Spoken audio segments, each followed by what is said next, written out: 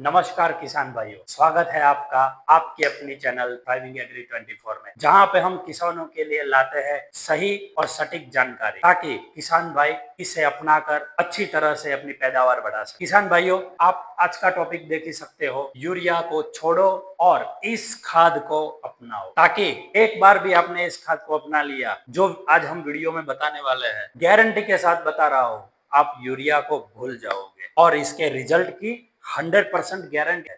तो किसान भाइयों, यूरिया की जगह पे अब क्या करना चाहिए, यूरिया क्या है, किस तरह से इसका इस्तेमाल होता है, किस तरह से पौधे लेते हैं और इसके बदले में हम क्या कर सकते हैं। किसान भाइयों, क्योंकि ये वीडियो आज ऐसा इंटरेस्टिंग होने वाला है, इतना नॉलेजेबल होने वाला है कि आपने पूरा देख लिया तो सच बता रहा हूँ, गारंटी के साथ बता रहा हूँ, आप सच में यूरिया को छोड़ दोगे और यूरिया की जगह पे आज जो मैं बताने वाला हूँ वो खाद को आप अपनाओगे। चलिए आगे बढ़ते हैं और हमारा वीडियो को स्टार्ट करते हैं। वीडियो को शुरू करते हैं और वीडियो में आज हम समझेंगे कि यूरिया एग्जैक्टली है क्या। तो यूरिया में हम देखेंगे तो यूरिया में क्या होता है, 46% सिर्फ नाइट्रोजन। यूरिया में सिर्फ 46% नाइट्रोजन होता है। 46% नाइट्रोजन का मतलब ये है कि हम 100 केजी यूरिया करते हैं इकट्ठा, तो उसमें से हमें 46 मतलब 46 किलो नाइट्रोजन हमें मिलता है। तो आपको मालूम ही है, अभी जो हमारी यूरिया की बैग आती है वो सिर्फ 45 केजी की होती है। गवर्नमेंट ने उसको 5 किलो कम कर दिया है। एक बैग में से हमें सिर्फ 22 किलो के आसपास यूरिया मिलता है। और जो हम आज खाद की बात करने वाले हैं वो है एमोनियम सल्फेट। एमोनियम सल्फेट में 20.5% नाइट्रोजन और 23% सल्फर होता है। तो किसान भाइयों, हमने देखा कि यूरिया में क्या होता है, सिर्फ 46%, 46% नाइट्रोजन, और एमोनियम सल्फेट में होता है 20.5% नाइट्रोजन और 23% सल्फर होता है। यानी एक खाद है लेकिन उसमें पावर डबल है, डबल पावर की ये एमोनियम सल्फेट खाद है। यूरिया यूरिया यदि हम देखें तो यूरिया हमारा प्लांट कैसे लेता है वो समझना पहले किसान भाइयों बहुत ही जरूरी है। हम इतने सालों से यूरिया का बेफाम उपयोग कर रहे हैं। हम कोई एक कट बोरी डाल रहा है तो कोई 2 बोरी डाल रहा है, लेकिन यूरिया का सही इस्तेमाल क्या है वो बिना समझे हम ऐसे ही यूरिया का इस्तेमाल कर रहे हैं। तो यूरिया किस तरह से काम करता है, मतलब हमारा पौधा जो है, हमारा जो प्लांट है, वो किस तरह से यूरिया को लेता है, तो वो समझना आज के इस वीडियो में बहुत ही जरूरी है। यूरिया जो होता है वो एमाइड स्वरूप में होता है, NH2 फॉर्म जो होता है उसमें होता है। जो हमारा प्लांट है वो सीधे नहीं ले सकता है, उसको परिवर्तित होना पड़ता है। उसको एमाइड में से नाइट्रेट में यदि परिवर्तित हो तब जाके हमारा प्लांट उसे ले सकता है। और एमोनियम सल्फेट में जो नाइट्रोजन है वो एमोनिकल स्वरूप में होता है। तो और उसके साथ में जो सल्फर है वो पानी में घुलनशील सल्फर होता है जो प्लांट हमारा तुरंत लेता है। अब ये दो जो टॉपिक है उसको हमें थोड़ा डिटेल में, थोड़ा बारीकी से समझना बहुत जरूरी है। तो किसान भाइयों, इसे हम थोड़ा डिटेल में समझते हैं। तो किसान भाइयों, हम वो यूरिया को भी कन्वर्ट होना पड़ता है। तो हम इसको एक इक्वेशन के रूप में देखें तो यूरिया पहले एमाइड फॉर्म में होता है। तो एमाइड में से जैसे ही वो जमीन में पानी के साथ मिलता है तो उसका एमोनियम बनता है, मतलब NH और प्लस बनता है। और उसके बाद में वो नाइट्राइट बनता है, NO2 माइनस। और उसके बाद में वो जो प्रक्रिया, वो नाइट्रीफाइंग बैक्टीरिया जो नाइट्रोबैक्टर्स होते हैं उसके थ्रू ही ये होती है प्रोसेस। और ये जो स्टेप है वो ज्यादा उसकी प्रोसेस इतनी लंबी नहीं है।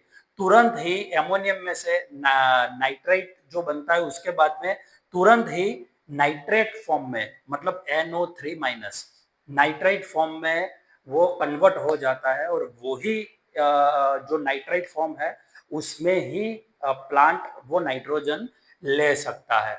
तो ये पूरी प्रोसेस है यूरिया का एमाइड में से नाइट्रेट बनने की। यही चीज यदि हम एमोनियम सल्फेट में देखें तो वो बहुत ही समझने लायक है, क्योंकि उसके अंदर जो यूरिया है, एमोनियम सल्फेट में जो 20.5% नाइट्रोजन है वो एमोनिकल फॉर्म का ही नाइट्रोजन है, मतलब जो यूरिया में एमाइड है, एमाइड में से फिर एमोनियम बनता है, तो उसकी जगह पे यहाँ पे सीधा ही वो एमोनियम फॉर्म में ही यूरिया है। नाइट्रोजन एमोनियम NH4 प्लस जो है उसमें ही है, तो उसके बाद में सीधा ही वो नाइट्राइट और फिर नाइट्रेट फॉर्म में कन्वर्ट हो जाता है। तो आप सीधा इस दोनों के जरिए आप समझ सकते हैं कि एमाइड में से इसको एमोनियम बनता है, एमोनियम में से फिर नाइट्रेट बनता है। इसकी जगह पे यहाँ पे पूरा एक स्टेप जो एमाइड वाला है वो गायब हो जाता है और उसकी जगह पे सीधा एमोनियम में से सीधा नाइट्रेट और नाइट्राइट और सीधा नाइट्रेट बन जाता है। तो पूरा एक स्टेप जो है एमाइड में से एमोनियम बनने की जो प्रोसेस है वो पूरी यहाँ पे एक माइनस हो जाती है। इसकी वजह से एमोनियम सल्फेट का जो यूरिया है उसका प्रभाव यूरिया के कंपैरेटिवली बहुत ही अच्छा रहता है। वो हम सीधा देख सकते हैं क्योंकि पूरा एक स्टेप उसमें खत्म हो गया है, उसको एमाइड में से एमोनियम बनने की जरूरत नहीं है, तो सीधा ही एमोनियम फॉर्म में ही उसका नाइट्रोजन है, प्लांट इजीली उसको ले सकता है। तो किसान भाइयों, तो जिस तरह से हमने देखा कि यूरिया को कन्वर्ट होना पड़ता है उसमें यूरिया का लॉस बहुत होता है।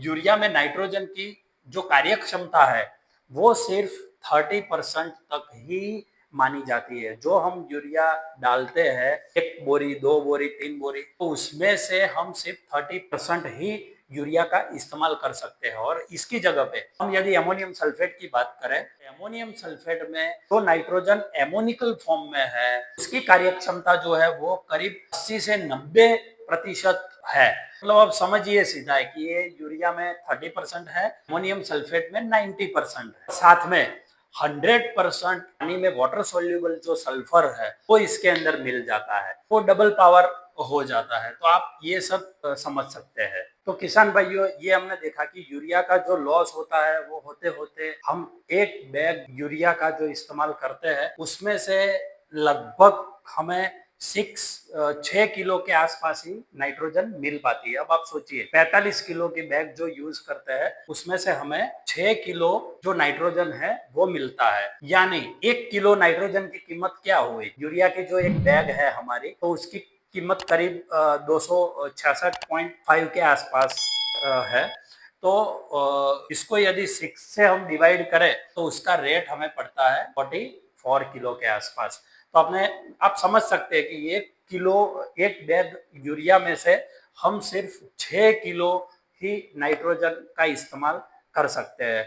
और यही किसान भाई, यदि हम सल्फेट के अंदर जो यदि बात करें तो सल्फेट की जो एक बैग होती है 50 किलो की बैग होती है जिसमें 20.5% नाइट्रोजन और 23% सल्फर रहता है। 20.5% मतलब यदि हम देखा जाए तो 100 किलो सल्फेट हम इकट्ठा करते हैं तो उसमें से हमें करीब 20 किलो के आसपास नाइट्रोजन मिलता है। तो हमारी जो एक बैग होती है तो उसमें से करीब हमें जो उसका इस्तेमाल हम देखे जो एमोनिकल नाइट्रोजन है उसका लॉस कम होता है। उसकी वजह से हम 9 किलो के आसपास हम एक बैग में से नाइट्रोजन ले सकते हैं। और उसके साथ में हमने आगे भी आपको बताया एमोनियम सल्फेट की जो बैग है तो उसके अंदर नाइट्रोजन के साथ साथ सल्फर भी मौजूद है जो 23% है। मतलब एक बैग में 11.5 किलो, समझ सकते हैं 11.5 किलो शुद्ध सल्फर एक बैग के अंदर मिलता है। यानी 1 किलो नाइट्रोजन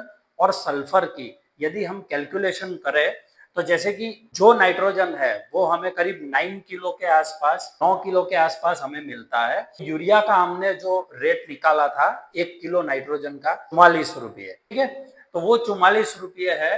तो इसका जो नाइट्रोजन 9 किलो है, 9 किलो और मल्टीप्लाई 44 करते हैं तो इसका 396 रुपये के आसपास उसकी कॉस्ट नाइट्रोजन की इसमें होती है। और उसके साथ में हमें 11.5 किलो सल्फर मिलता है। तो यदि हम इसकी सल्फर की बात करें तो लगभग बाजार में इसका रेट करीब 100 रुपीज के आसपास, बहुत सी कंपनी वाइज इसका रेट अलग अलग भी हो सकता है, लेकिन ये एवरेज एक रेट है कि ये जो एवरेज रेट 100 हम ये लेते हैं, एक बैग के अंदर 1150 रुपये का सिर्फ हमें सल्फर मिलता है।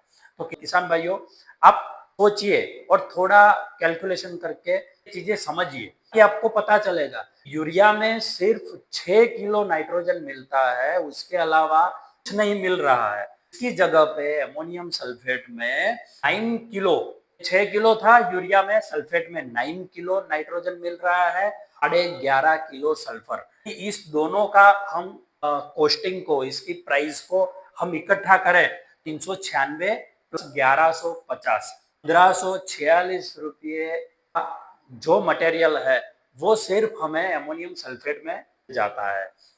बहुत ही ज्यादा यूरिया का इस्तेमाल कर रहे हैं, उसकी वजह से हमारी भूमि, हमारा जल स्तर सारा खराब हो चुका है, क्योंकि यूरिया का जो नाइट्रेट कण है वो पूरा पानी में घुल के हमारा वाटर लेवल तक पहुंच गया है और हमारी जमीन को भी खराब कर रहा है। क्योंकि यूरिया यूरिया का जो नाइट्रोजन है, यूरिया के अंदर जो नाइट्रेट है वो हमारी सॉइल की पीएच को भी बढ़ाता है। तो पीएच इंक्रीज हो जाती है। तो आप हमारे आगे भी हमने पीएच पे एक बहुत डिटेल में वीडियो बनाया हुआ है, आपको अनुरोध है कि वो वीडियो आप जाके अवश्य देखें ताकि आपको पीएच के बारे में पता चले। यूरिया के ज्यादा यूज के कारण वो पीएच बहुत ही बढ़ जाता है। और यदि हम बात करें अमोनियम सल्फेट की, तो इसके अंदर जो नाइट्रोजन है वो इस तरह का है कि वो जमीन के अंदर बहुत नीचे तक नहीं उतर जाता है। वो रूट जोन के, मतलब जो प्लांट के मूल होते हैं उसके आसपास में रहकर ही जब प्लांट को जरूरत पड़ती है तब वो नाइट्रोजन ले सके, उस अवस्था में है। इसलिए उसका नाइट्रोजन हवा में उड़ नहीं जाता है, पानी के अंदर घुलकर बहुत जमीन में नीचे तक उतरता नहीं है। तो वो एक बहुत बड़ा बेनिफिट हमें अमोनियम सल्फेट में मिल जाता है। जैसे एक एग्जाम्पल के तौर पे हम यदि बात करें तो किसान भाई, जैसे हम पूरे दिन में 3 या 4 लीटर पानी पीते हैं, तो हम कभी ऐसा नहीं सोचते हैं कि सुबह में जैसे ही हम उठते हैं तो तुरंत ही हम 4 लीटर पानी एक साथ पी ले, फिर पूरा दिन हमें पानी ही नहीं पीना है। ऐसा नहीं होता है। इसी तरह हमारे प्लांट्स भी जो होते हैं तो उनको भी पूरे दिन में जब जब उनको जरूरत पड़ेगी, उसको भूख लगेगी, उसको प्यास लगेगी, उस टाइम पे वो पानी के साथ न्यूट्रिएंट लेते हैं। तो अमोनियम सल्फेट जो रूट के आसपास रहता है, तो जिस टाइम पे उस प्लांट को जरूरत होगी उस टाइम पे ही वो नाइट्रोजन लेगा, तो उससे हमारी पैदावार 100% बढ़ेगी। यूरिया के साथ में जो सल्फर है वो भी बहुत महत्वपूर्ण योगदान है इसका, क्योंकि सल्फर की वजह से हमारी जमीन की जो पीएच है वो भी अच्छी होती है। हमारी जमीन सुधारने में भी सल्फर का बहुत बड़ा रोल है। किसान भाइयों, जिस जमीन की पीएच बहुत ज्यादा है, मतलब 7.5, 8, 8.5 तक की पीएच है, जमीन में यदि हम एमोनियम सल्फेट का इस्तेमाल करते हैं वो हमारा पीएच को भी अच्छा करता है, पीएच को भी कंट्रोल में रखता है। इसकी वजह से हम जो भी और न्यूट्रिएंट्स डालेंगे वो भी प्लांट ले सकता है।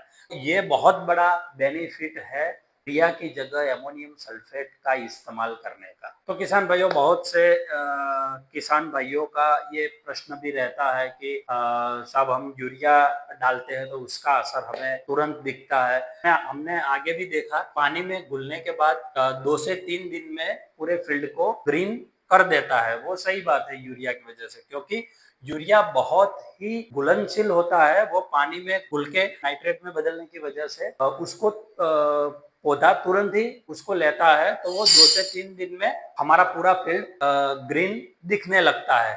लेकिन यही चीज सेम यदि हम एमोनियम सल्फेट में देखें तो ये पानी में सीधा घुल के एमोनियम फॉर्म देता है, लेकिन इसका असर धीरे धीरे होता है। तो किसान भाइयों, हमने आगे भी बात की कि हमारे पौधे को किस तरह से नाइट्रोजन चाहिए। वो धीरे धीरे करके नाइट्रोजन चाहिए, एक साथ उसको नाइट्रोजन नहीं चाहिए। जैसे हम एक साथ 4 लीटर पानी नहीं पी सकते हैं, उसी तरह हमारा जो भी प्लांट है वो भी एक साथ पूरा नाइट्रोजन नहीं ले सकता है। यूरिया के अंदर जो भी नाइट्रोजन है वो 2 से 3 दिन में जितना प्लांट को लेना होगा वो ले लेगा, उसके बाद में वो नहीं ले पाएगा और पूरा नाइट्रोजन हमारा लॉस हो जाता है। इसकी जगह पे अमोनियम सल्फेट का जो नाइट्रोजन है वो मूल के आसपास रह के धीरे धीरे करके हमारा प्लांट लंबे समय तक हमें नाइट्रोजन मिलता रहता है। तो इसकी वजह से यूरिया का असर है वो तुरंत दिखता तो जरूर है, लेकिन उसके बाद में फिर तुरंत खत्म भी हो जाता है। अमोनियम सल्फेट का जो असर है वो 5 से 7 दिन बाद ज्यादा साफ दिखता है और वो लंबे समय तक चलता है। यानी कि यूरिया हमें 2 या 3 या 4 दिन में उसका असर खत्म हो जाता है। इसकी जगह पे अमोनियम सल्फेट महीने तक 30 दिन तक उसका असर हमारे खेत में हमें देखने को मिलता है। यूरिया हरापन देके फिर उसका काम खत्म और एमोनियम सल्फेट में हमारी हरापन टिकाए रखेगा। साथ में सल्फर है, सल्फर की वजह से हमारी क्वालिटी पे बहुत बड़ा असर इसका पड़ेगा। तो किसान भाइयों, हमने देखा कि यूरिया का उपयोग फसल को हरा भरा तो बनाता है, लेकिन वो रोग व कीट लगने की संभावना भी यूरिया के वपराश से बढ़ जाती है। साथ में वो हमारी जमीन की पीएच को भी बहुत खराब करता है। इसकी जगह पे एमोनियम सल्फेट की यदि बात करें तो एमोनियम सल्फेट के अंदर जो नाइट्रोजन है वो हमारी फसल को हरा भरा तो बनाएगा, साथ में उसकी रोग प्रतिकारक शक्ति भी बढ़ाएगा। सल्फर के अंदर एक बहुत बड़ा उसका रोल है। ये भी हमारे तिलहनी फसलें हैं, दलहनी फसलें हैं, सब्जियां है, फल है, वो सबके अंदर उसका गुणवत्ता, उसकी क्वालिटी बढ़ाने में सल्फर का बहुत बड़ा रोल है। सल्फर हमारी जमीन को सही करने में भी मदद रूप रहता है, हमारी जमीन का पीएच अच्छा करता है, साथ में रोग प्रतिकारक शक्ति हमारे क्रॉप की बढ़ाता है। तो हमारा पेस्टिसाइड उसका भी खर्च बहुत कम हो जाता है। यदि आप देखें ठंड की सीजन में भी सल्फर का बहुत बड़ा रोल है। ठंड के टाइम में भी हमारे प्लांट को अच्छी तरह से बचाए रखने में भी सल्फर बहुत बड़ा उसका रोल है। साथ में यदि ज्यादा बारिश हो जाए, खेत में पानी भर जाए, तो उसमें भी एमोनियम सल्फेट एक दवा की तरह काम करता है। हमारी पौधों की जड़ों में फंगस लग जाती है, उसको भी कंट्रोल करने का काम एमोनियम सल्फेट करता है। किसान भाइयों, आज हमने पूरा डिटेल में देखा कि यूरिया का इस्तेमाल और एमोनियम सल्फेट का इस्तेमाल। तो यूरिया सिर्फ और सिर्फ नाइट्रोजन देता है, भी नाइट्रोजन कुछ काम का नहीं है, सिर्फ वनस्पतिक वृद्धि के लिए ही वो नाइट्रोजन उपयोग में आता है। इसके अलावा उसका कोई रोल नहीं है हमारी पैदावार बढ़ाने के लिए। पैदावार यूरिया से नहीं बढ़ेगी। यदि हमें क्वालिटी वाली अच्छी पैदावार चाहिए, प्रोडक्शन हमें बढ़ाना है, अमोनियम सल्फेट का इस्तेमाल हमें करना ही होगा। अमोनियम सल्फेट की वजह से ही हम हमारा प्रोडक्शन बढ़ा सकते हैं। तो किसान भाइयों, जो सल्फेट की मैंने आपको बात की, तो वो सल्फेट की बैग आप स्क्रीन पे देख सकते हैं। ये सरदार का एमोनियम सल्फेट है, जो वर्ल्ड क्लास बेस्ट क्वालिटी का एमोनियम सल्फेट आता है, कि जिसके अंदर 20.5% नाइट्रोजन, जो हमारे पौधे को जब जरूरी होगा तब मिले, इस तरह का, यूरिया की तरह वो वेस्ट हो जाए ऐसा नाइट्रोजन नहीं, वो इसके अंदर है। और साथ में जो सल्फर का इंपॉर्टेंस हमने देखा, जो सल्फर का जो महत्व हमारे पैदावार बढ़ाने के लिए जरूरी है, ऐसा शुद्ध सल्फर 23% इस सरदार के एमोनियम सल्फेट की बैग में है। तो ये फोटो आप देख लीजिए। तो किसान भाइयों, यदि ये वीडियो आपको अच्छी लगी हो तो इस वीडियो को